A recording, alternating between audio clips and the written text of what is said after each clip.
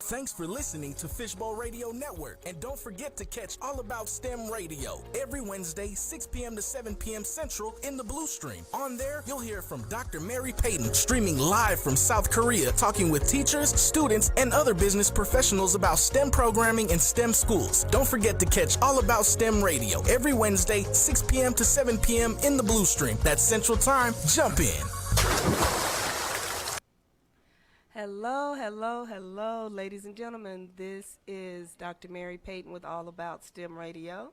And as you know, I come to you every Wednesday here on the Blue Stream with wonderful people and places relating to STEM. Well, you know, we are coming to the end of Black History Month, and there are so many STEM books out there from various STEM authors, Black, white, Hispanic, but go look some of those up. Make sure you pick up some of those, and don't forget mine, Taylor STEM Adventures Hawaii. And I know today is not a beautiful day in Texas, but we're in Texas and we need the rain. We always need the rain because, you know, we don't ever want them to say we got a water ban. But today, y'all aren't going to believe who I got. And when I really found out who this young man was, I got excited. I know I'm going to mess up his last name, and he just told me what it was. I have Dr. Morgan Rehnberg from the Museum of History and Science here in Fort Worth. Now, as I was going through some of his videos and things that he does, I found out he is one of the people that I have been using his works in my science classes. And I didn't know that till about 2 or 3 weeks ago. I'm like, oh my goodness, I've been piggybacking on him for probably 4 years when I was teaching. So, Morgan, how are you today? I'm happy to have you. I'm great. Thank you so much for letting me come on.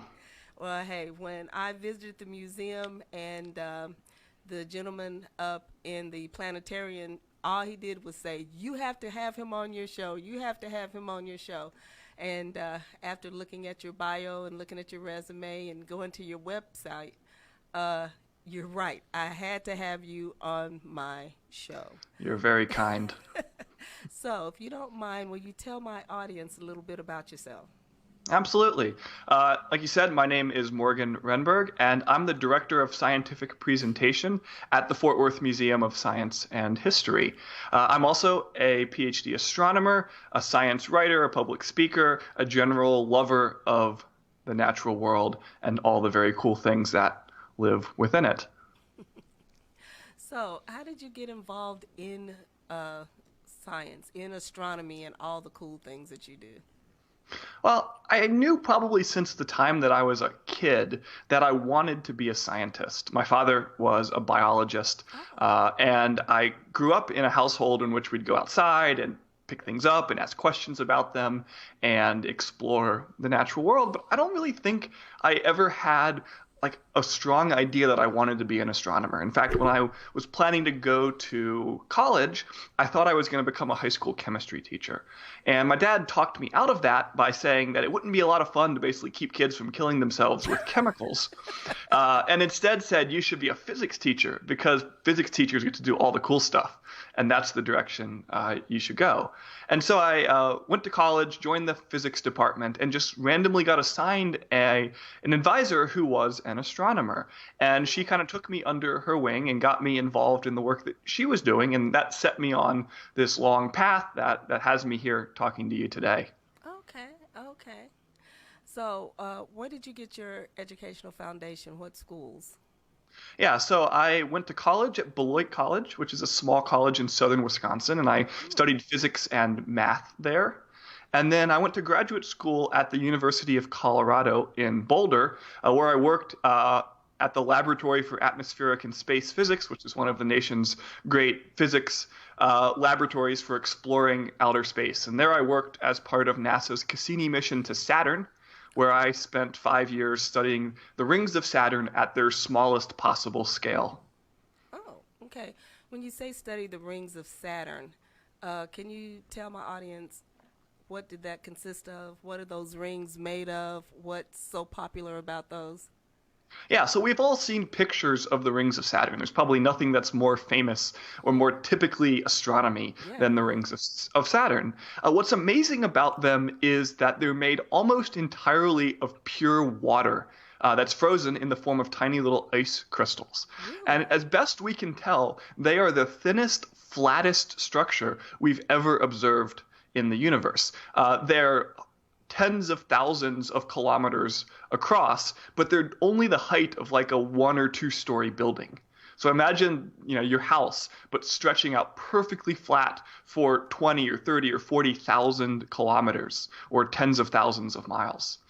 And so what I did was look at the rings on their sort of small scale at the sort of particle level. When we see a picture of Saturn, there we're studying the rings at sort of the city block scale. Yeah. 1 pixel in an image like that is something like a kilometer on a side. So it'd be like taking a satellite image of Manhattan where you only got 1 color for every block of the city. You might be able to tell that Central Park is there, but you wouldn't really understand like what the meaning of all those colors were.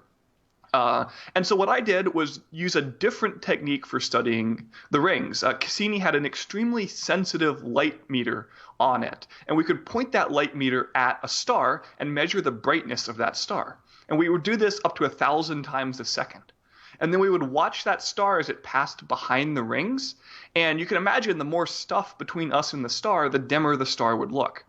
And so we made these very precise measurements of star brightness as it passed behind the rings. This is what astronomers call a stellar occultation, or occulting or blocking the light from a star. And then what we would do basically is convert those brightness measurements into density measurements, assuming that the dimmer the star was, the denser the rings must be. And so the advantage here is that rather than studying the rings on the scale of like a kilometer per observation, we were studying the rings on the scale of a few meters per observation. So if you have like a bed, like a queen-size bed or something at home, I could pick that bed out of the rings of Saturn from 1,000,000 kilometers away using this technique. But we only get these very tiny slices through the rings. We don't get the whole 2D picture like you do when you snap a photograph. But what this let us do is reveal for the first time what the rings actually look like when you're up close to them. And they look nothing like they do in a picture. Instead of these nice, smooth, continuous surfaces, what we found was that the rings look kind of like an afghan, kind of a ratty structure where you have these strands and threads woven together, and then a lot of empty space in between. It's just when you zoom out and you take a picture, those empty spots and those strands kind of get averaged together to make the smooth surface that we see. I never looked at it that way, because every time I look at Saturn or look at the various planets, it's, what I find in a book or what I find online, not as much detailed information as what you just given me.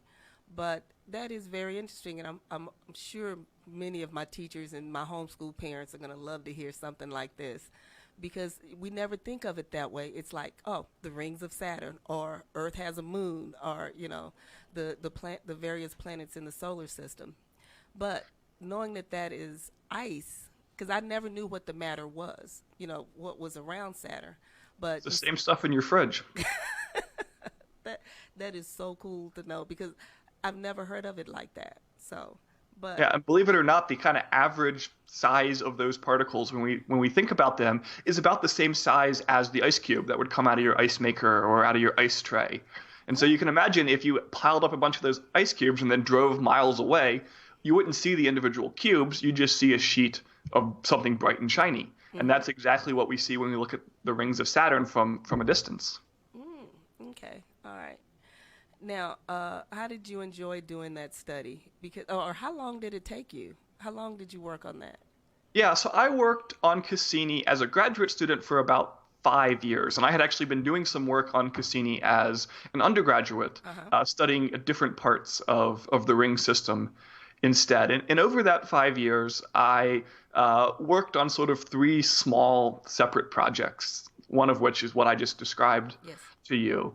And the amazing thing about a big mission like Cassini, which spent 13 years studying Saturn, is that my contributions were just one tiny part of a team that was just one of more than a dozen instruments studying Saturn and its moons and its rings in different ways. And when Cassini got there in the summer of 2004, we knew some things about Saturn, but we didn't know even the smallest amount compared to what we know today, which has revealed Saturn to be one of the most interesting and complex places in the entire solar system. That is so interesting. Now, in looking at your resume, you have done some speaking engagements and some shows, and you do some YouTube videos. One of the things is you worked on a SciShow. What is that about? Yeah, so when I was a grad student, I started to realize over time that I was having more fun when I had the opportunities to go out and talk about science and what we were discovering in space than I had actually sitting at my computer and crunching the numbers and doing that research myself. Yeah. And so I started to sort of figure out how I could do what you're doing and put myself on a career path that would let me do those parts that seemed most fun to me and move away from the research parts that I had a tremendous time doing but didn't want to spend my whole career working on. And so I started a blog and a podcast and started getting some of my own experience talking about science. And then I started to make connections with other people working in the industry. And a few years ago, I had the amazing opportunity to join the team at SciShow as one of their freelance script writers. And that's just been amazing. SciShow is one of YouTube's most successful shows and certainly one of their most successful science shows. And a few years ago, they opened up an entire channel around astronomy. NASA and the missions and the European Space Agency are just churning out so much research that there's stuff to talk about every week from now until the end of time. And so I've had a tremendous opportunity to write the scripts for many of the episodes that you see on SciShow Space, as well as some from the main SciShow channel as well. Mm-hmm. And that's just such a different kind of work than what you do when you're writing a paper or a magazine article or a letter or something like that. And it's the kind of thing that really has been enabled by our modern 21st century internet. Yeah. You go back, to the 70s and 80s and 90s, and you have things like Cosmos and Bill Nye and some of these other great PBS shows. But to get involved and share what was interesting to you required, pitching to Hollywood and convincing them that your message was important and profitable and worthwhile. And today, it just takes a few people who are passionate enough about an area to go off and create a highly polished, highly effective program that just dramatically expands the range of content we have. And that's what's so exciting is now, no matter what you're interested in, there's probably a whole world of quality content talking to you about that particular topic. And you are so right, because being an educator, well, I'm supposed to be retired now. We're still taking bets on how long that's going to last. For years, when I came into teaching after I retired from the military, a lot of the things that we did, we were stuck with what we could find in the book, because back in 2001, 2002, there wasn't as much access to the internet in schools as it is now, and it wasn't as widely used. But we were kind of limited in what we had, and sometimes the textbooks were outdated and stuff like that. And teachers had to really either communicate with each other or really reach out to find new ideas and new things or further information that they could use in their classroom.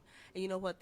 That's kind of what gets me today is there's so much more information out there that's not in the textbook, and I love using it, and I love talking about it, and I love having my kids, when I was teaching, having my students talk about it, because instead of, okay, these are the planets in our solar system. What can you tell me about them? It's so much more than that, especially when you talk about the stars, or even when we take a deep look at water. What's under the oceans now, and how those things affect. I mean, how we are affecting them and how they're affecting us. Instead of looking at the past, we're looking at the present and the future. And I like that, of where we're going with technology, and being able to talk to people like you that are, very good in your field, that we would have never gotten to hear anything from you if it had not been for modern day technology. So, Well, and that's what I think is so exciting about the period we're in right now, is yes. that the experts who are doing these things are so much more accessible. I co-host a YouTube show called The Weekly Space Hangout, and literally every week we interview an astronaut or a research scientist or a writer or something who's involved with actually doing this research, going on that exploration, sharing that work. And before, if you didn't know an astronomer or a chemist or a biologist, you really had no way to connect with those people directly. But today, every week, we can find somebody new who's willing to spend 20 minutes with us talking about what they do and make those connections with the community. And what I like about doing this show, I've been lucky enough to communicate with people, in several parts of the world. And I'm finding that some of those people have heard of the other people, because they'll say, oh, you need to get, this person on your show. And I'm like, oh, I've already made the connection with that person, or I'll make the connection with them. But it's having this, it's not new knowledge, but a better ability to get knowledge, or to look at research of things that are happening now. A conversation I had with a professor a couple of years ago, because one of the things I used to have to teach in AP biology was evolution. And evolution, where we are right now, what's going to happen next?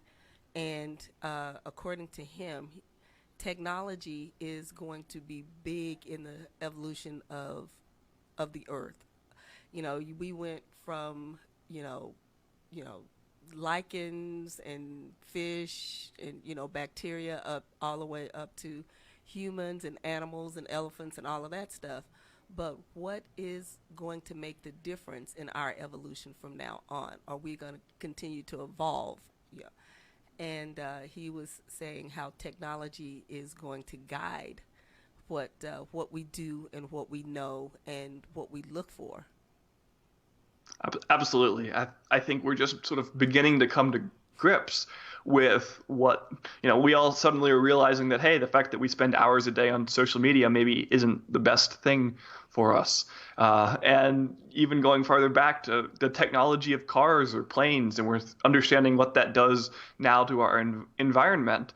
We're in this new period of time in which we have these incredibly, unimaginably powerful tools, but we haven't yet really figured out how to live with them in a way that's responsible and sustainable. And that's not something that scientists can answer for us, right? That's a question of public policy and what we want our societies to be like. And it's the job of science to inform those discussions with the facts and with projections of what might happen if we take different paths. Yeah. But it's our elected leaders, it's our neighbors, it's ourselves that have to hash out what we want to do and what kind of world we want to live in. And that's what has me so excited about being part of that discussion now, is that, people like you and I get to exist sort of at this intersection between what the facts say and what our lived experiences tell us is true about the world. And we have to figure out how to help our neighbors and our friends and our colleagues navigate those tough places. Yeah, I mean, and use that technology. Now, I want to go back to some of your podcast and videos and things. What was one of your? Well, I know you probably have a number of favorites, but what are some of the your favorite or more meaningful podcast or YouTube segments that you've done? I'll tell you one of the most memorable scripts that I wrote. It's actually one that's like incredibly simple, and it's memorable because of what it made me do. And we were writing about, I was writing about the moon. And it was one of these supermoon type events where we're talking about the moon is a little bit bigger, but not a lot bigger than it is normally. And we make more big of a deal out of it in the newspaper or on TV than it really is merited scientifically. And so I was writing a script about that, and I just sort of made the offhand comment that you can stick your thumb up and actually blot out the entire moon. And then I sort of sat back in my chair and I said, is that really true? It's the kind of thing that, as an astronomer, you just sort of know these things and you say them to people. But I actually got up out of my chair, left my apartment, got in the elevator, went all the way up to the roof of the parking garage on my building, found the moon, stuck my finger up to see if it was actually true, because even though I sort of knew it with certainty, I didn't believe it in my gut. And I had to go out and do the experiment myself before I could come back inside and finish writing the script. And it's just a great reminder of there's sort of like these separate worlds of knowledge between what we know is true empirically and what we think is true experientially. And those inform each other, and it was just great to sort of be reminded of that in the middle of writing something that I thought was going to be very boilerplate. Well, I mean, but just think of it.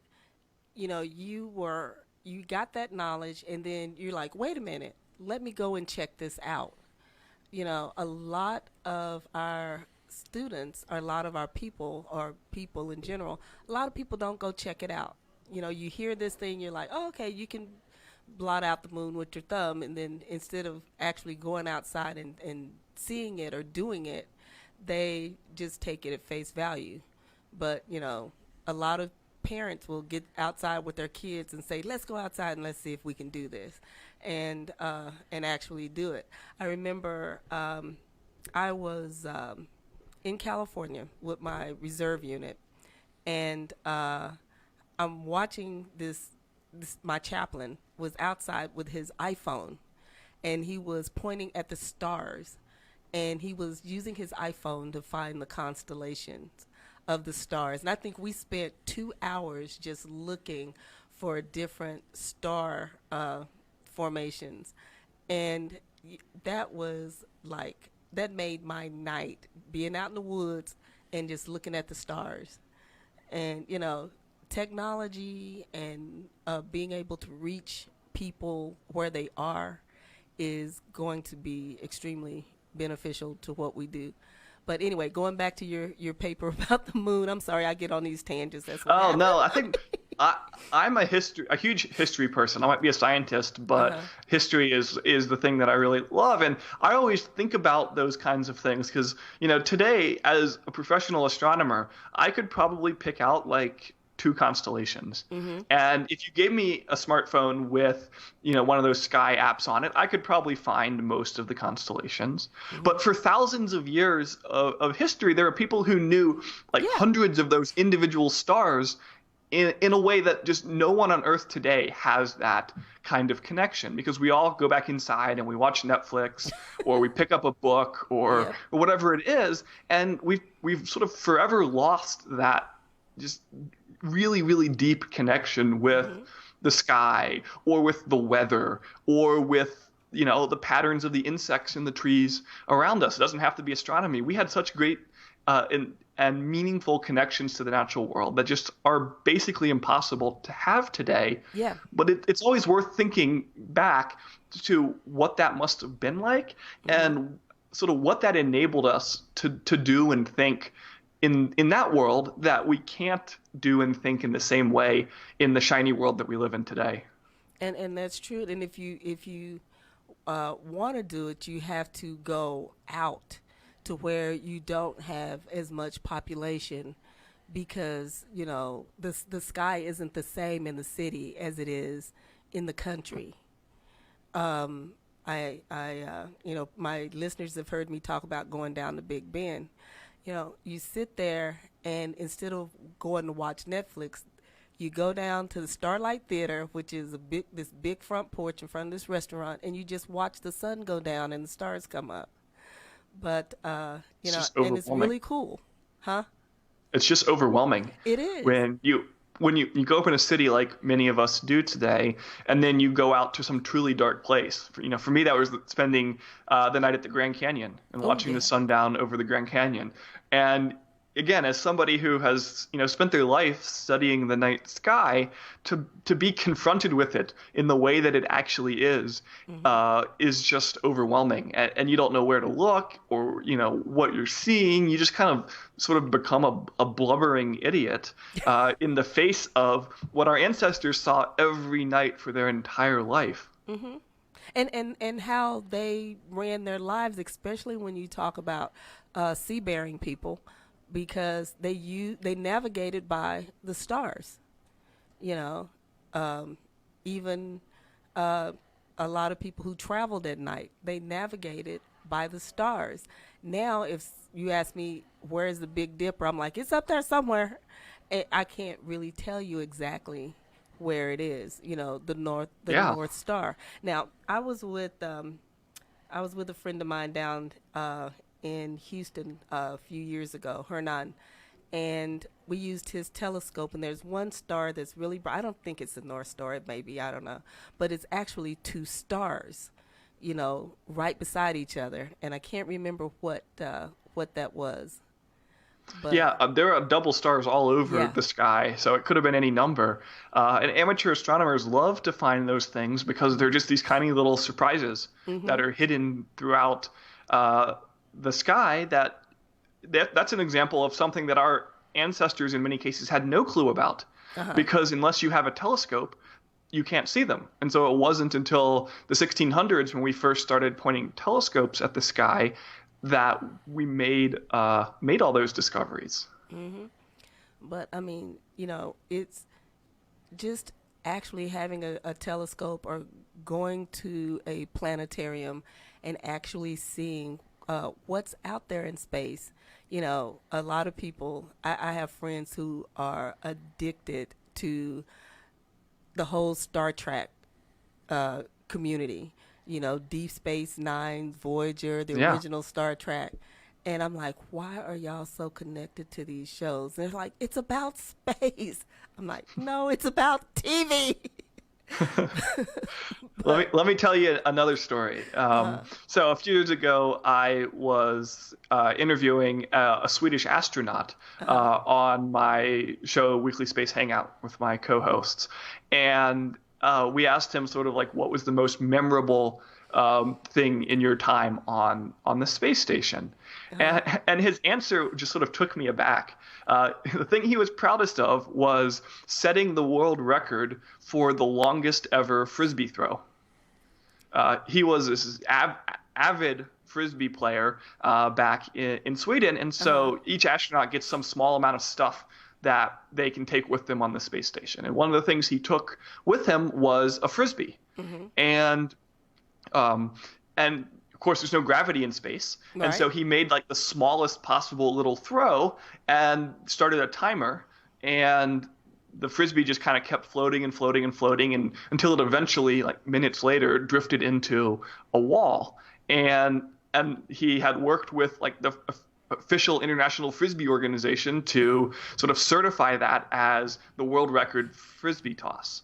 And for me, it was just such a sort of a reminder that these people that we see going up into space and being astronauts, from Neil Armstrong to Mae Jemison to, this guy from Sweden, they're all just sort of normal people. Yeah.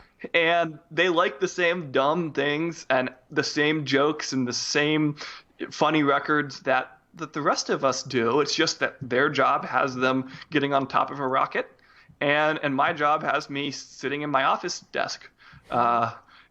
And yet together we're all just exploring the world in different ways. Yeah. And that always helps me feel better about the fact that I'll never be an astronaut. Well, don't feel bad. I'll never be an astronaut either. Um, Never wanted to go up in space, but loved being outside at night, loved looking at the stars growing up. And but going in space, that has been something that, I'd get up there and get lost in, because I'm horrible with a GPS. Trying to get back. I got to get back to Earth. It's down there. How do I get there? But I like the way the world is going right now. Is that there is not a lot that's out of our reach, but virtually everything is open for people to learn more about it, because after we stopped doing all the different space missions and all of that, I used to talk to people and they had a thought that space exploration was over. There's nothing really to look at. There's nothing really to know. There's really nothing out there.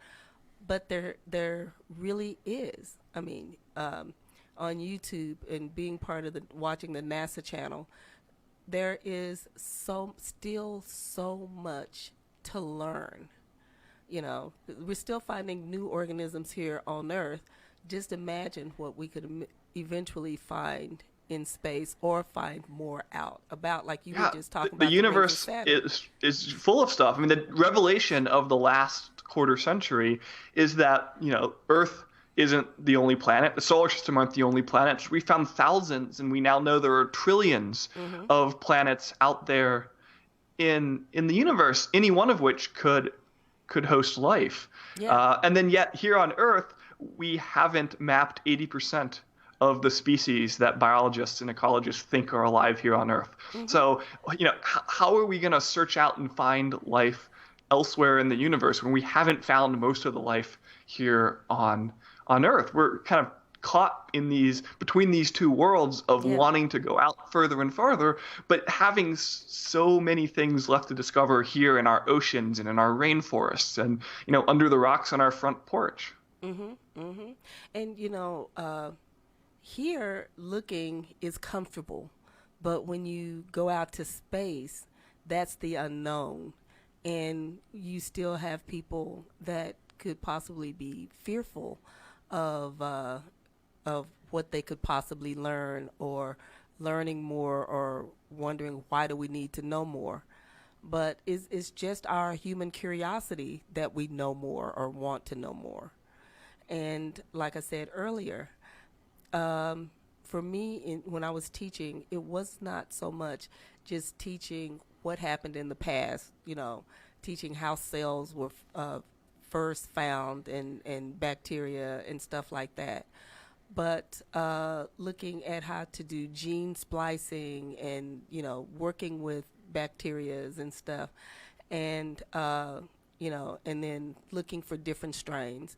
For me, that is more exciting than going back and figuring out how penicillin was made.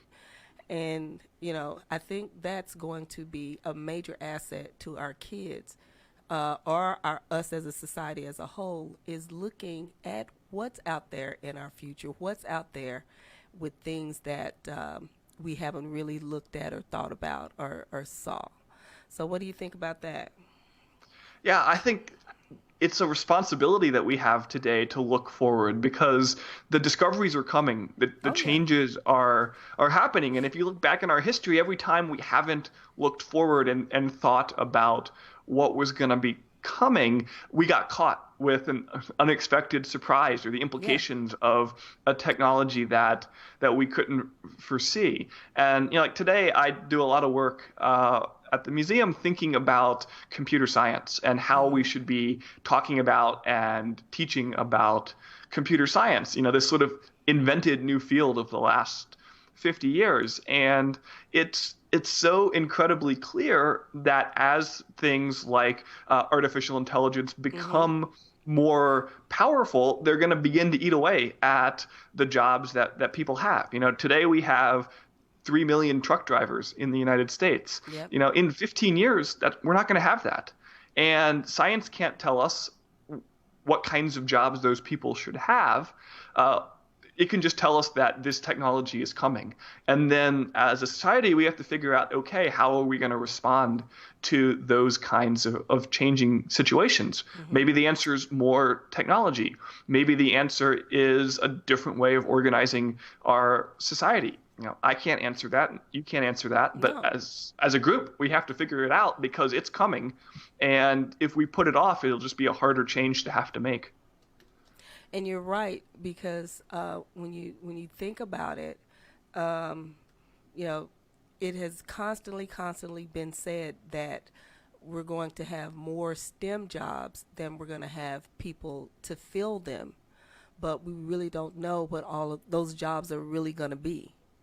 So you're so right, because you've got so many things, so much technology that I'm not saying it's replacing what people do. It's changing what we do. We're doing so much more with so less humans in particular areas. So we've got to look at what jobs are going to be out there in the future, what things are going to be need to be filled. Now, you brought up the museum. I love that museum. I loved it as a kid. I grew up here in Fort Worth, and you have to understand, you're a little bit younger than me, and for years, the main attraction in that museum was this caveman exhibit that was there forever. And they had Yes, we get a lot of requests about that. You do. And one was, they had this caveman laying on the ground. They had cut his scalp open. They were doing caveman trepanation. They were cutting his hole in his skull. Yep. And that exhibit is gone. So we have to think of what's there now, because I remember when I went over the summer, back in October, and I'm like, dang, the cavemen are gone, because I hadn't been there since I was in high school. But tell me some of the wonderful things that's happening at the museum right now. Yeah, so we still have the caveman. We pulled it out just a couple of years ago for a look back at past exhibits in the museum. So never fear, it may return.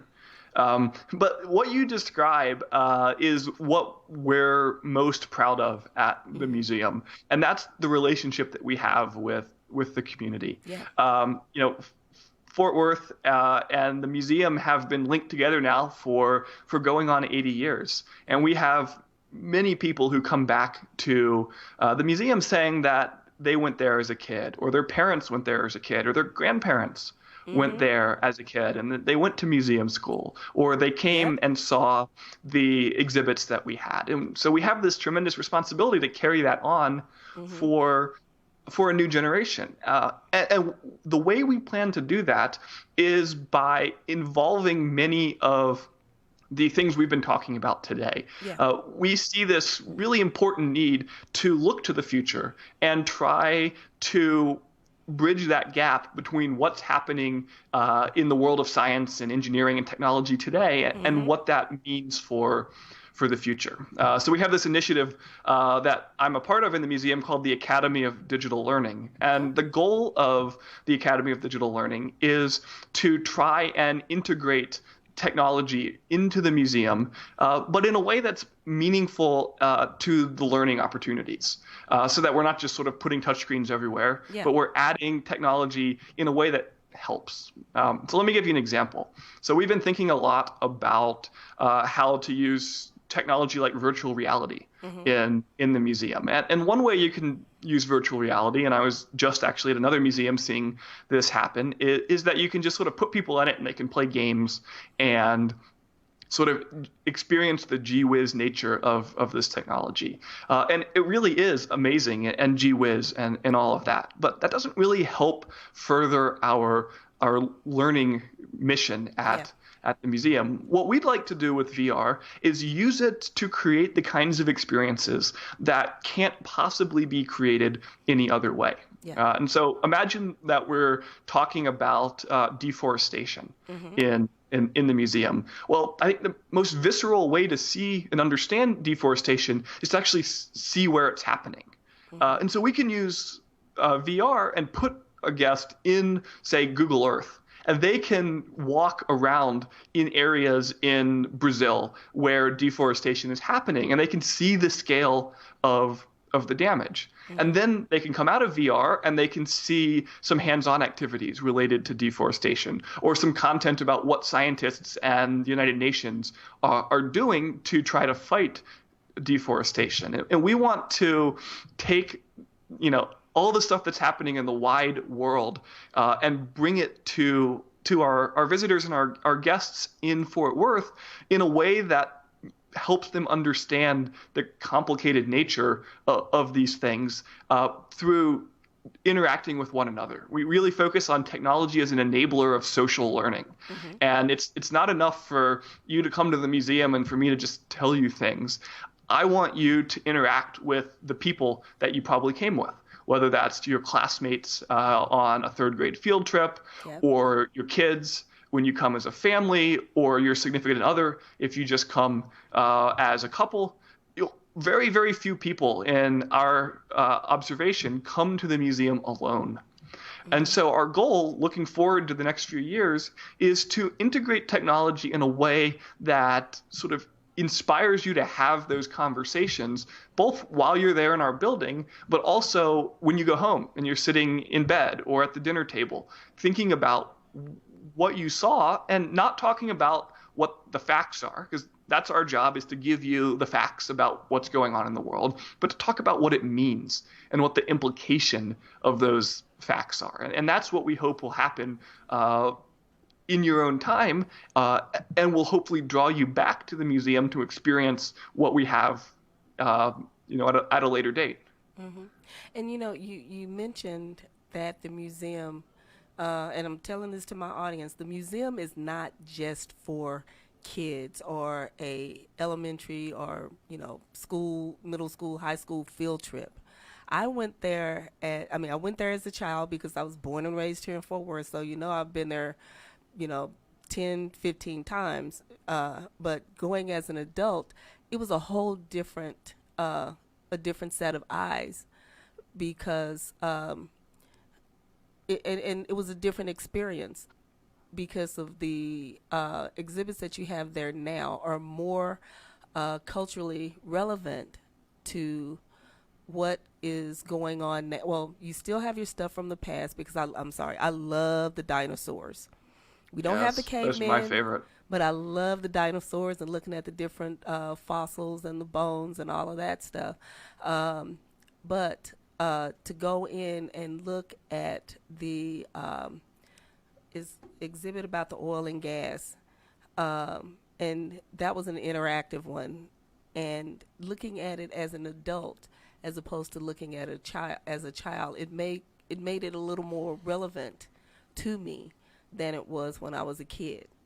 So, and now you're talking about taking it a step further. Not only will you see it and do it a little bit, but you can kind of experience it with VR. So I would love the other to way see that we're really excited about using technology in the museum is as a way to expand access. Oh, yeah. We want all of this amazing technology to create new opportunities for accessibility. And so, for example, if you are a kid or you're a parent of a kid who has autism or another disorder like that, the museum might be kind of a scary place for you. It's got bright lights and loud noises and crowds. And so you might miss out on that field trip opportunity.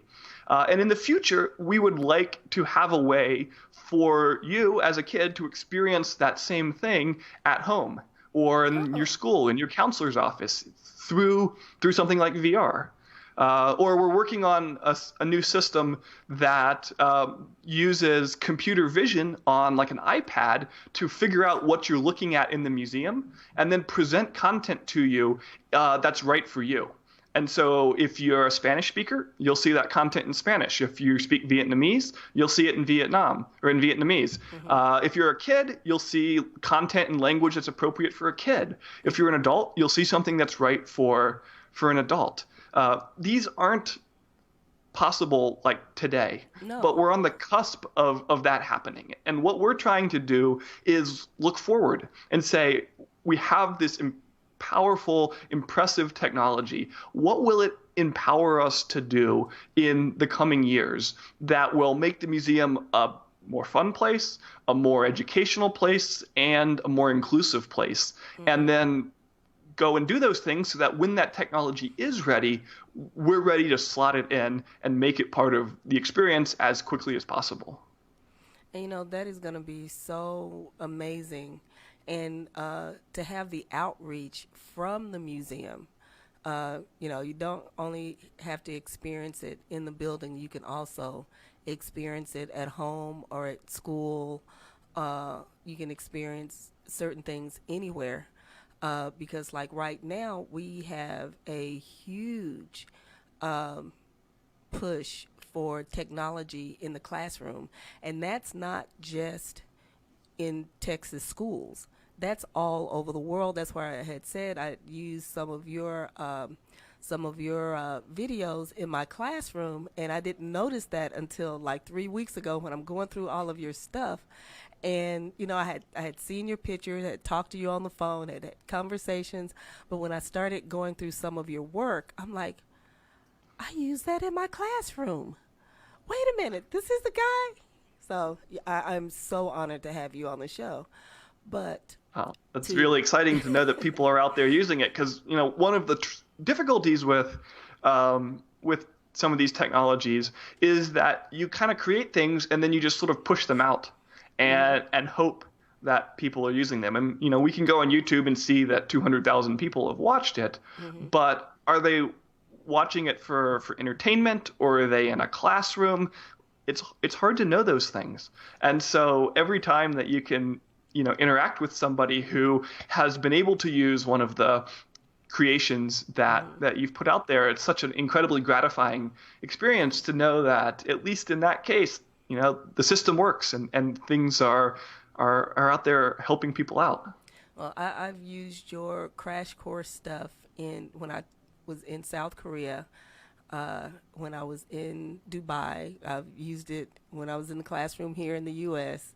So, I'm sorry, I'm honored. Okay, I'm looking at you like you're Lady Gaga or somebody, but in science, it's just great.